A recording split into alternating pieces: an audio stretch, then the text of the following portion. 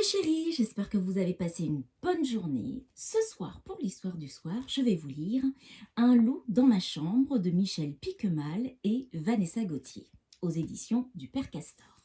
C'est parti. Un loup dans ma chambre. Un soir, juste au moment de s'endormir, Benjamin aperçoit une drôle de tache grise sur la tapisserie de sa chambre. Tiens, on dirait un loup. Voilà Benjamin dans sa chambre. Qu'est-ce que c'est que cette tache? Benjamin approche son œil tout près, tout près. Mais oui, c'est un loup. Il y a un loup dans la tapisserie de ma chambre. Vite, il appelle sa maman. Regarde maman, là entre les étoiles. Il y a un loup. Mais allons, lui dit-elle, ce n'est rien. Ce n'est rien qu'une tache, une toute petite tache de rien du tout. Allez, dors Benjamin. Il faut dormir. Regardez. Il a raison Benjamin, il y a une tache dans la tapisserie de sa chambre, alors que maman elle dit que c'est rien du tout. Mais non, c'est bien un loup. Benjamin en est certain. Chaque nuit il l'entend qui appelle. Ouh, ouh. Le loup est sans doute prisonnier, il veut sortir. Mais qu'est-ce que peut faire Benjamin?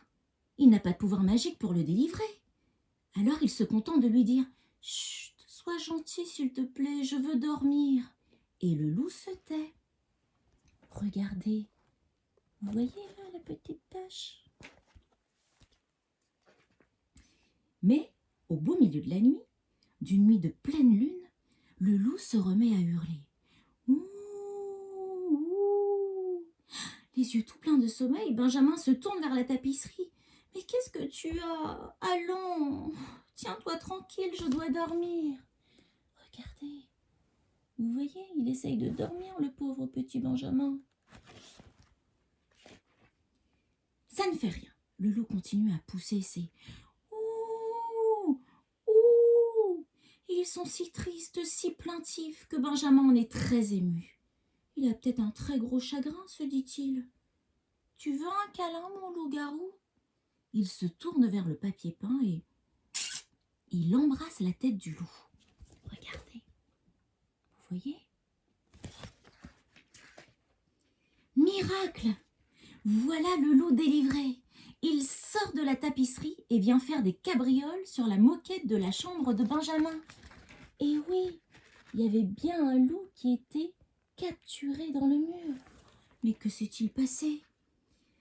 Benjamin n'est pas très rassuré. Il regarde avec des yeux ronds ce gros animal tout poilu, au croc brillant et pointu. Regardez, vous voyez, il n'est pas très rassuré. Et puis lui, il joue tranquillement avec la petite voiture de Benjamin. Ben oui, parce que d'habitude, les loups, qu'est-ce qu'ils font? Ils croquent les enfants. Ne raconte-t-on pas dans les histoires que les loups mangent les petits-enfants, dit Benjamin. Si vous avez faim, monsieur le loup, il bégaye parce qu'il a très peur. Il reste des hamburgers au congélateur. N'aie pas peur, lui dit le loup en riant. Je ne vais pas te croquer. Parce que d'habitude, c'est plutôt ça qu'il se passe. Eh bien là, pas du tout. Ce loup, il est plutôt très sympa, dis-moi. Vous êtes sûr de ne pas avoir un petit creux dans votre gros ventre? Ah oui, il y a aussi des boîtes de pâté dans le placard, si vous voulez.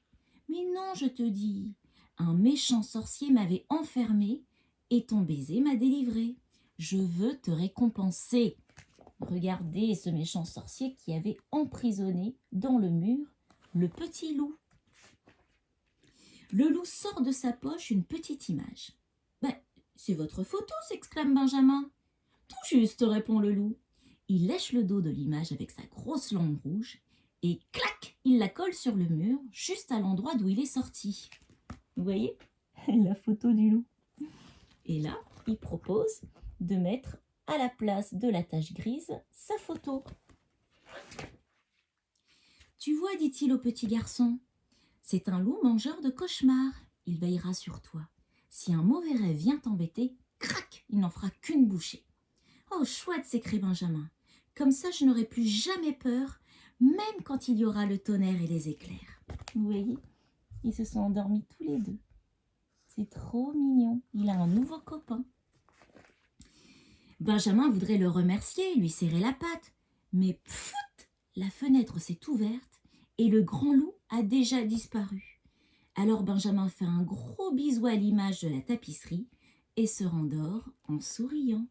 Regardez, il voulait lui aussi le remercier, mais il est déjà parti. Alors il lui fait un gros bisou et il s'endort à nouveau paisiblement. Et voilà, l'histoire est terminée. Je vous souhaite une bonne nuit, faites de beaux rêves et à demain.